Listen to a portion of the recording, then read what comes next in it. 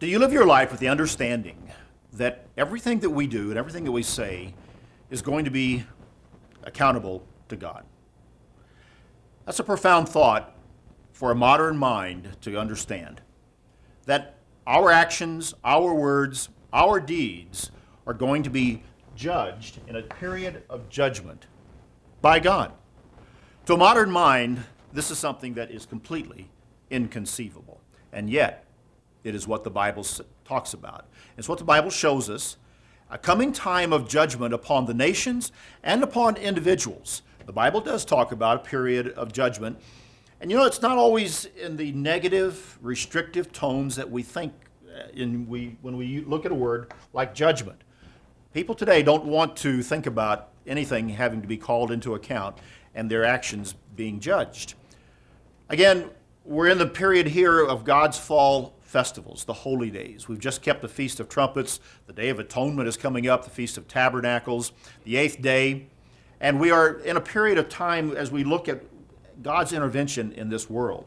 There's a scripture in Jude, verses 14 and 15, it talks about the coming of the Lord with the 10,000 of his saints to execute judgment on all, to convict all who are ungodly among them of their ungodly deeds. That's in Jude 14 and 15.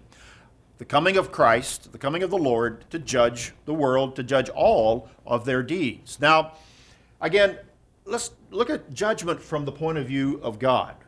We've looked at it here in the book of Jude.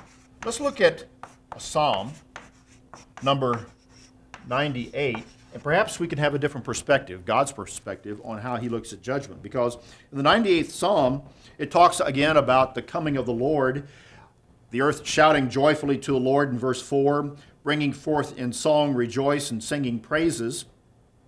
In verse 7, it says, let the sea roar and all its fullness, the world and those who dwell in it.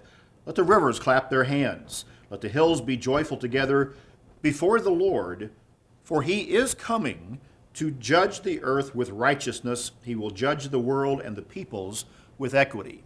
This is God's judgment.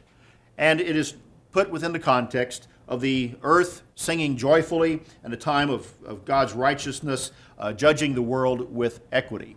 When we look and understand judgment from the perspective of God and how righteous and just it will be, then we understand that this is a time to look forward to, that it is not a bad thing when it's all said and done.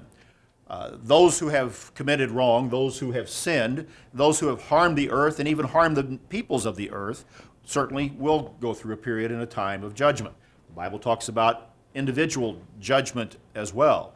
But if we have ordered our life correctly, according to God's laws and according to God's way, it's not something that we have to fear, nor should we fear. Again, if we understand bringing our life into conformity with God's way and anticipating this period and this time of judgment in the right manner and in the right form, then judgment is not something to fear. Judgment upon the nations and upon the earth and upon individuals then becomes something to look forward to, because it marks the beginning of God's intervention, God's reign and rule upon the earth in equity and with righteousness. And as we see, the earth and all who are in it are going to begin to understand that that is a good thing. And so judgment, when we understand it from God's point of view, is something that we should look forward to, also with a proper respect and a proper amount of fear as we live our own life today. That's BT Daily. Join us next time.